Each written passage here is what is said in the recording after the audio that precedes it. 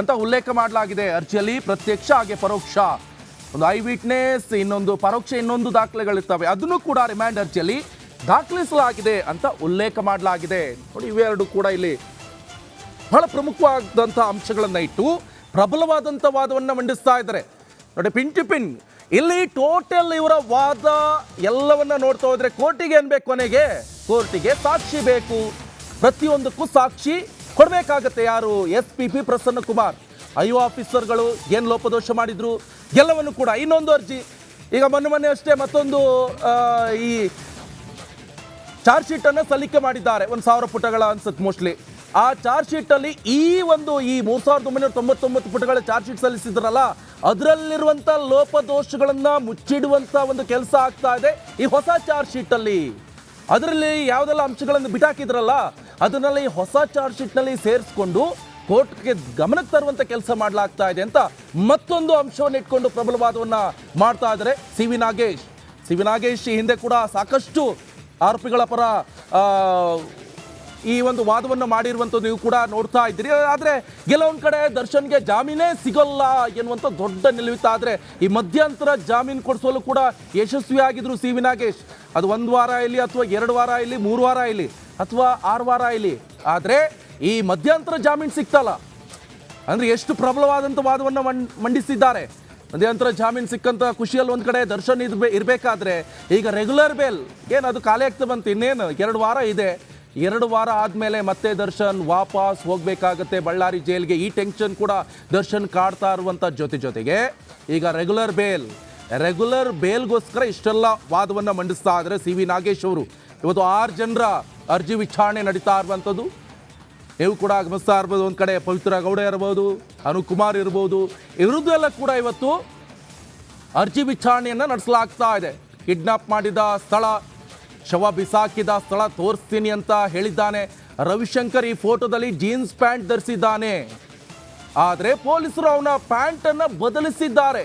ನೋಡಿ, ಒಂದೊಂದು ಕೂಡ ಇಲ್ಲಿ ಅಂಶಗಳು ಮೇಯ್ನ್ ಆಗಿ ಸಾಕ್ಷಿಗೆ ಬೇಕಾಗ್ತಾ ಇರುವಂಥದ್ದು. ಪ್ಯಾಂಟ್ ಇರಲಿ ಅಥವಾ ಒಂದು ಬಟನ್ ಇರಲಿ, ಶರ್ಟ್ ಬಟನ್ನು, ಅದೇನಾದರೂ ಕಲರ್ ಚೇಂಜ್ ಆದರೆ, ಇಲ್ಲಿ ಪೊಲೀಸ್ನವ್ರು ಶರ್ಟ್ ತಗೊಂಡು ಬಂದು ಚೇಂಜ್ ಆದರೆ, ಅದರಲ್ಲಿ ಪಾಕೆಟ್ ಇಲ್ಲ ಅಂತಿದ್ರೆ ಪಾಕೆಟ್ ನೆಕ್ಸ್ಟ್ ಇದ್ದಂತೆ ಕಾಣಿಸ್ಕೊಳ್ತಾ ಇದ್ರೆ, ಅದು ಕೂಡ ಇಲ್ಲಿ ಕೇಸೇ ಉಲ್ಟಾ ಪಲ್ಟಾ ಆಗ್ಬೋದು. ಕೋರ್ಟಿಗೆ ಪ್ರತಿಯೊಂದು ಸಾಕ್ಷಿಯನ್ನು ಇಲ್ಲಿ ಪ್ರಮುಖವಾಗಿ ಪರಿಗಣನೆ ಮಾಡಲಾಗುತ್ತೆ.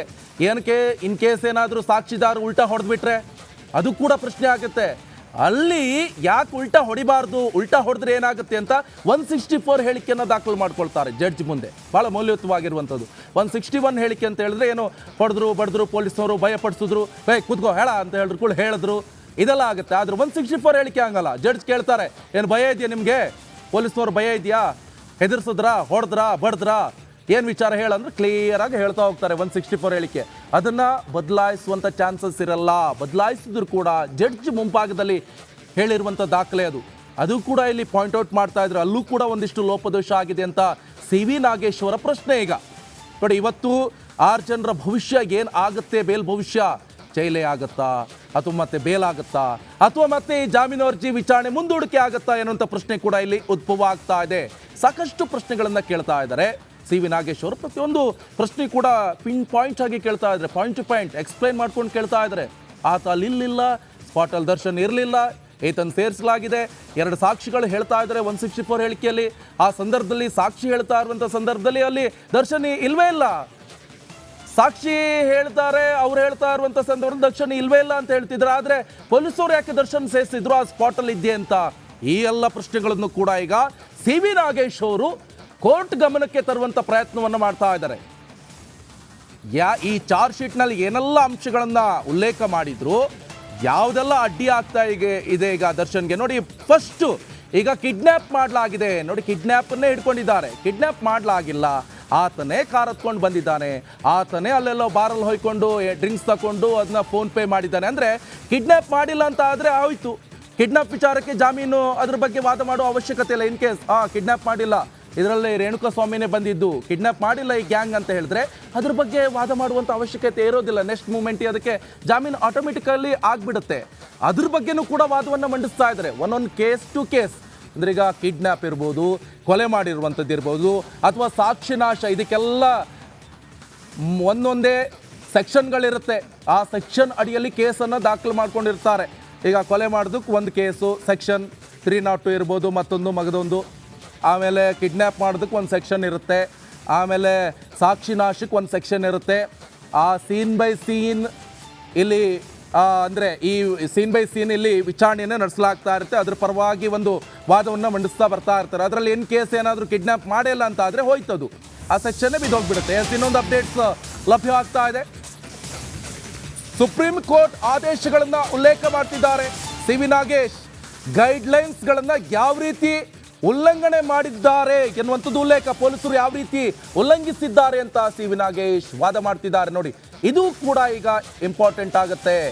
ಸುಪ್ರೀಂ ಕೋರ್ಟ್ ಏನು ಗೈಡ್ಲೈನ್ಸ್ಗಳನ್ನು ಕೊಟ್ಟಿದೆಯಲ್ಲ, ಈ CRPC ಸೆಕ್ಷನ್ಗಳನ್ನು ಇಟ್ಕೊಳ್ಬೋದು, ಅಥವಾ ಈ ವಿಚಾರಣೆ ಸಂದರ್ಭದಲ್ಲಿ ಏನು ಲೋಪದೋಷ ಅದೆಲ್ಲವನ್ನು ಕೂಡ ಏನು ಸುಪ್ರೀಂ ಕೋರ್ಟ್ ಆದೇಶ ಇರುತ್ತಲ್ಲ, ಆ ಆದೇಶ ಪ್ರತಿಯನ್ನು ಕೂಡ ಈಗ ಓದ್ತಾ ಇದ್ದಾರೆ. ಕೋರ್ಟ್ ಗಮನಕ್ಕೆ, ಹೈಕೋರ್ಟ್ ಗಮನಕ್ಕೆ ತರ್ತಾ ಇದ್ದಾರೆ. ಸುಪ್ರೀಂ ಕೋರ್ಟ್ ಏನು ಆದೇಶಗಳನ್ನು ಕೊಟ್ಟಿದೆಯಲ್ಲ ಅದನ್ನು ಕೂಡ ಈಗ ಹೈಕೋರ್ಟ್ ಗಮನಕ್ಕೆ ತರಿಸುವಂಥ ಪ್ರಯತ್ನವನ್ನು ಮಾಡ್ತಾ ಇದ್ದಾರೆ ಸಿ.ವಿ. ನಾಗೇಶ್ ಅವರು. ಗೈಡ್ಲೈನ್ಸಲ್ಲಿ ಏನಿದೆ, ಸುಪ್ರೀಂ ಕೋರ್ಟ್ ಗೈಡ್ಲೈನ್ಸ್ ಏನು ಹೇಳುತ್ತೆ, ಆ ಗೈಡ್ಲೈನ್ಸ್ ಪ್ರಕಾರ, ಕಾನೂನು ಪ್ರಕಾರ ಗೊತ್ತಿರುತ್ತೆ. ಅದೆಲ್ಲ ಲಾಯರಿಗೆಲ್ಲ ಗೊತ್ತಿರುತ್ತೆ, ಜಡ್ಜ್ಗಳಿಗೆಲ್ಲ ಗೊತ್ತಿರುತ್ತೆ. ಆದರೆ ಸಾಮಾನ್ಯರಿಗೆಲ್ಲ ಗೊತ್ತಿರೋದಿಲ್ಲ. ಅದಕ್ಕೆ ಹೇಳೋದು ಲಾಯರ್ ಕಲಿಬೇಕು, ಲಾಯರೇ ಅಲ್ಲಿ ವಾದವನ್ನು ಮಂಡಿಸ್ತಾರೆ. ಒಂದಿಷ್ಟು ಜನ ಅವ್ರವ್ರ ಕೇಸಿಗೆ ಅವರವರೇ ವಾದ ಪ್ರತಿವಾದ ಮಾಡ್ತಾರೆ. ಒಂದಿಷ್ಟು ಟ್ಯಾಲೆಂಟ್ ಇರುತ್ತೆ. ನೋಡಿ, ಇಲ್ಲೂ ಕೂಡ ಹಾಗೆ ಆಗ್ತಾ ಇದೆ. ನೋಡಿ, ಸುಪ್ರೀಂ ಕೋರ್ಟ್ ಆದೇಶ ಏನು ಹೇಳ್ತಾ ಇದೆ, ಗೈಡ್ಲೈನ್ಸ್ ಏನು ಹೇಳ್ತಾ ಇದೆ, ಅದನ್ನು ಪಾಲಿಸಿದ್ರಾ ಆಫೀಸರ್ಸ್ಗಳು, ಇನ್ವೆಸ್ಟಿಗೇಷನ್ ಆಫೀಸರ್ಗಳು ಅದನ್ನ ಸರಿಯಾಗಿ ಪಾಲನೆ ಮಾಡಿದ್ರ? ಹಾಗಾದರೆ ಯಾಕೆ ಈ ಪ್ರಶ್ನೆ ಉದ್ಭವ ಆಯ್ತು ಅಂತ ಹೇಳಿದ್ರೆ, CRPC ಸೆಕ್ಷನ್ 172 ಏನು ಹೇಳುತ್ತೆ, ಅವ್ರಿಗೇನು ಕೇಸ್ ಇದ್ರ ಬಗ್ಗೆ ಪ್ರಗತಿ ಪರಿಶೀಲನೆ ಆಗ್ತಾ ಇದ್ದಿಲ್ಲ ಡೇ ಬೈ ಡೇ, ಅದನ್ನು ಯಾಕೆ ಉಲ್ಲೇಖ ಮಾಡಲಿಲ್ಲ ಕೇಸ್ ಡೈರಿಯಲ್ಲಿ? ಪ್ರತಿಯೊಂದು ಕೇಸ್ ಡೈರಿಯಲ್ಲಿ ಉಲ್ಲೇಖ ಮಾಡಬೇಕಾಗತ್ತೆ, ಯಾಕೆ ಮಾಡಿಲ್ಲ? ಆ ಪ್ರಶ್ನೆ ಕೂಡ ಇಲ್ಲಿ ಉದ್ಭವ ಆಗಿರುವಂಥದ್ದು. ಇದರ ಜೊತೆಗೆ ಸುಪ್ರೀಂ ಕೋರ್ಟ್ ಗೈಡ್ಲೈನ್ಸ್ ಏನು ಹೇಳ್ತಾ ಇದೆ ಅದಿಷ್ಟನ್ನು ಕೂಡ ಈಗ ಮತ್ತೆ ಕೋರ್ಟ್ ಗಮನಕ್ಕೆ ತರುವಂಥ ಕೆಲಸ ಮಾಡ್ತಾ ಇದ್ದಾರೆ ಸಿ.ವಿ. ನಾಗೇಶ್ ಅವರು. ಹಾಗಾದರೆ ಈ ದರ್ಶನ್ಗೆ ಬೇಲ್ ಸಿಗಬಹುದಾ? ಕಾದು ನೋಡಬೇಕಾಗತ್ತೆ. ಯಾಕಂದರೆ ಅಷ್ಟು ಈಸಿಯಾಗಿ ಸಿಗುತ್ತಾಗಾದರೆ ಇಲ್ಲ. ಒಂದಿಷ್ಟು ಸೆಕ್ಷನ್ಗಳು ಕೂಡ ಇದೆ 302, ಇದಕ್ಕೆ ಅಷ್ಟು ಈಸಿಯಾಗಂತೂ ಬೇಲ್ ಸಿಗೋಲ್ಲ. ಸೊ ಒಂದು ಕಾದು ನೋಡಬೇಕಾಗತ್ತೆ. ನೋಡೋಣ ಯಾವ ರೀತಿಯಾಗಿ ವಾದವನ್ನು ಮಂಡಿಸ್ತಾ ಇದ್ದಾರೆ ಅಂತ ನಾವು ಕೂಡ ಗಮನಿಸ್ತಾ ಇದ್ವಿ. ಪ್ರಬಲವಾದಂಥ ವಾದವನ್ನು ಮಂಡಿಸ್ತಾ ಇದ್ದಾರೆ. ಅದು ಕೂಡ ಸಿ.ವಿ. ನಾಗೇಶ್, ಹಿರಿಯ ವಕೀಲರು ಇವರು. ಸೊ ದರ್ಶನ್ ಪರ ವಕೀಲರು ಯಾವ ರೀತಿಯಾಗಿ ವಾದವನ್ನು ಮಂಡಿಸ್ತಾ ಇದ್ದಾರೆ ನಾವು ಕೂಡ ಗಮನಿಸ್ತಾ ಇದ್ವಿ. ಇದಕ್ಕೆಲ್ಲದಕ್ಕೂ ಕೂಡ ಸಾಕ್ಷಿಯನ್ನು ಕೊಡಬೇಕಾಗತ್ತೆ. ಇವರೀಗ ಒಂದೊಂದು ಸಾಕ್ಷಿಯನ್ನು ಎಲ್ಲಿ ಲೋಪದೋಷ ಆಯ್ತು ಅಂತ ಹೇಳ್ಕೊಂಡು ವಾದ ಮಂಡಿಸ್ತಿದ್ರಲ್ಲ, ಶರ್ಟು, ಮೊಬೈಲು, ಚಪ್ಪಲಿ ಅಂತ ಹೇಳ್ಕೊಂಡು ಶೂನ ರಿಕವರಿ ಮಾಡ್ಕೊಂಡು ಬಂದಿದ್ರು, ಅಥವಾ ಏನು ಕತೆ, ಇದಕ್ಕೆಲ್ಲವೂ ಕೂಡ ಯಾಕೆ ಶೂ ತರಿಸಲಾಯಿತು, ಹಿಂದೆ ಕೂಡ ಅದನ್ನು ವಾದವನ್ನು ಮಂಡಿಸಿದ್ರು SPP ಪ್ರಸನ್ನ ಕುಮಾರ್. ಹಿಂದೆ ಕೂಡ ಈ ಮಧ್ಯಂತರ ಜಾಮೀನು ವಿಚಾರಕ್ಕೂ ಸಂಬಂಧಪಟ್ಟಂತೆ ಕೂಡ ಸಿ.ವಿ. ನಾಗೇಶ್ ಇದೇ ವಾದವನ್ನು ಮಂಡಿಸಿದ್ರು. ಈಗ ಮತ್ತೆ ಪುನರಾವರ್ತನೆ ಮಾಡ್ತಾ ಇದ್ದಾರೆ, ಮತ್ತೆ ಕೋರ್ಟ್ ಗಮನಕ್ಕೆ ತರುವಂಥ ಕೆಲಸ ಮಾಡ್ತಾ ಇದ್ದಾರೆ. ಎಲ್ಲಿ ಸಣ್ಣ ಒಂದು ಹೋಲ್ ಸಿಕ್ಕರೂ ಸಾಕು ಅದಕ್ಕೆ ನುಸುಳುವಂಥ ಪ್ರಯತ್ನ ಇದು. ಯಾಕಂತ ಹೇಳಿದ್ರೆ ಜಾಮೀನು ಅಂದ್ರೆ ಅಷ್ಟು ಈಸಿಯಾಗಿ ಸಿಗೋದಿಲ್ಲ. ಕೋರ್ಟ್ ಕನ್ವಿನ್ಸ್ ಮಾಡಬೇಕಾಗತ್ತೆ, ಜಡ್ಜ್ಗೆ ಇದೆಲ್ಲವನ್ನು ಕೂಡ ಗಮನಕ್ಕೆ ತರಬೇಕಾಗತ್ತೆ. ಏನು ಎತ್ತ ಅವೆಲ್ಲವನ್ನು ಕೂಡ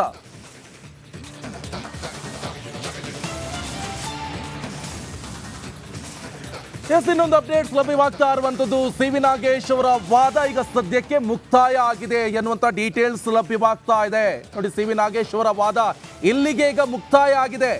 ಈಗ SPP ಪ್ರಸನ್ನ ಕುಮಾರ್ ಇದಿಷ್ಟನ್ನು ಡೀಟೇಲ್ಸ್ ಅನ್ನು ಇಟ್ಕೊಂಡು ಏನೇನೆಲ್ಲ ಸಿ.ವಿ. ನಾಗೇಶ್ ಅವರು ವಾದವನ್ನು ಮಂಡಿಸಿದ್ದಾರೆ ಅದೆಲ್ಲವಕ್ಕೂ ಕೂಡ ಸಾಕ್ಷಿಗಳನ್ನು ಕೊಟ್ಬಿಟ್ಟು ಇವರು ಪ್ರತಿವಾದವನ್ನು ಮಂಡನೆ ಮಾಡಬೇಕಾಗತ್ತೆ. ಸಿ.ವಿ. ನಾಗೇಶ್ ವಾದ ಮುಕ್ತಾಯ ಆಗಿದೆ. ದರ್ಶನ್ ಪರ ವಕೀಲ, ಹಿರಿಯ ವಕೀಲರಾದಂತಹ ಸಿ.ವಿ. ನಾಗೇಶ್ ವಾದವನ್ನು ಮಂಡಿಸ್ತಾ ಇದ್ರು. ದರ್ಶನ್ಗೆ ರೆಗ್ಯುಲರ್ ಬೇಲ್ ಕೊಡಬೇಕು, ಹಾಗೆ ದರ್ಶನ್ ಸಂಗಡಿಗರು ಉಳಿದಂತ 6 ಜನ ಇವತ್ತು ಬೇಲ್ ಅರ್ಜಿ ವಿಚಾರಣೆ ನಡೀತಾ ಇರುವಂಥದ್ದು. ಈಗ ದರ್ಶನ್ ಪರವಾಗಿ ಏನು ಸಿ.ವಿ. ನಾಗೇಶ್ ವಾದವನ್ನು ಮಂಡಿಸ್ತಾ ಇದ್ರಲ್ಲ, ಆ ವಾದ ಈಗ ಮುಕ್ತಾಯ ಆಗಿದೆ. ಇವರು ಏನೆಲ್ಲ ವಾದವನ್ನು ಮಾಡಿದ್ರು ಅವೆಲ್ಲವನ್ನ ಪಾಯಿಂಟ್ ಟು ಪಾಯಿಂಟ್ ಆಗಿ SPP ಪ್ರಸನ್ನ ಕುಮಾರ್ ಇದಕ್ಕೆ ಪ್ರತಿವಾದವನ್ನು ಮಂಡಿಸಬೇಕಾಗತ್ತೆ. ಯಾಕೆ ಚಪ್ಪಲಿ, ಯಾಕೆ ಶೂ, ಪುನೀತ್ ಏನು ಹೇಳಿಕೆ ಕೊಟ್ಟಿದ್ದಾರೆ, ಕೇಸ್ ಡೈರಿಯಲ್ಲಿ ಯಾಕೆ ಉಲ್ಲೇಖ ಮಾಡಿಲ್ಲ, ಅದಕ್ಕೆ ಕಾರಣಗಳನ್ನು ಕೊಡಬೇಕಾಗತ್ತೆ. ಸುಪ್ರೀಂ ಕೋರ್ಟ್ ಗೈಡ್ಲೈನ್ಸ್ ಏನು ಹೇಳಿದೆ ಅವೆಲ್ಲವನ್ನು ಕೂಡ ಉಲ್ಲೇಖ ಮಾಡಬೇಕಾಗತ್ತೆ.